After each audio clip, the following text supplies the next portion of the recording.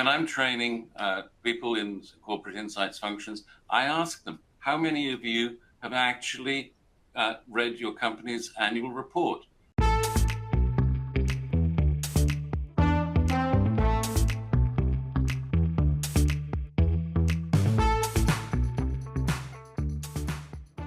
Remember this, consumer insights is a strategic business function. It's not a support function.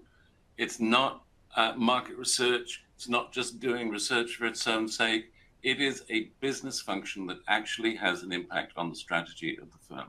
So strategic CI functions, they ensure that their skill sets go way beyond just research or analytics, but that they extend all the way to consulting. So here's the evidence, if you like, that consulting is actually very, very key to having strategic impact. They train their staff in activation. Activation meaning that you not only deliver the insights, but you follow up to make sure that they're being acted upon. You actually help in the design, the implementation of those insights. They train them in leadership skills, and they train them in business management. When I'm training people in corporate insights functions, I ask them, how many of you have actually read your company's annual report? Usually only one hand goes up, and that's the leader. We have to be business people as well as researchers. These functions base their recommendations not on one data set, as used to be the way with which it happened, but on multiple and diverse data sets. They routinely include activation workshops, which we'll talk about a little later, and they embed their strategic recommendations into all their deliverables. One way of looking at what the deliverable should look like is to think about who is it that you're trying to communicate to and with, and how much time have they got to actually take in what you're trying to say.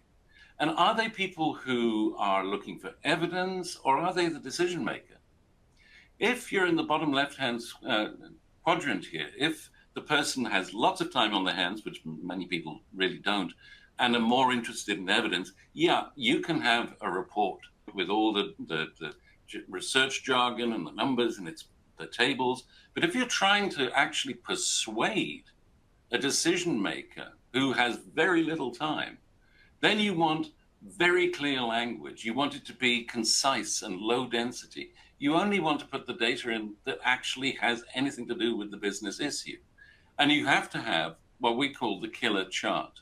The killer chart is that one chart in the deck that can be taken out on its own and explain the decision to someone higher up the chain, the CEO, for example. So what we're getting at here is that, yes, it's all very well. You can have the what when you're reporting on work that you've been doing and been collaborating on.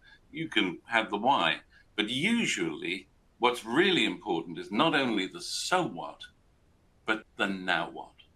And that's where consultants really they can concentrate their time in actually communicating now what. However, none of that matters unless we are actually impacting the business decisions. We have to get from the insights to actually there being impact. What does that take? In the middle there, what does it take? It takes us. We're the people, the sole people who can actually ensure that insights do get to actually have impact. And that depends on how we communicate. How we communicate in that very concise manner that gets somebody to understand what we're saying. How we communicate in their language, in the language of business. Who we're communicating with. We have seen that if you've got access to the C-suite, for example, to the board or whatever, senior management, it's much more likely you're going to get impact. How do we influence them? How do we know what our influencing skills are? How do we tell the story? Are we good storytellers? We're all storytellers in life. We need to be a storyteller in business too. And how are we perceived? How are we seen? And how much are we trusted?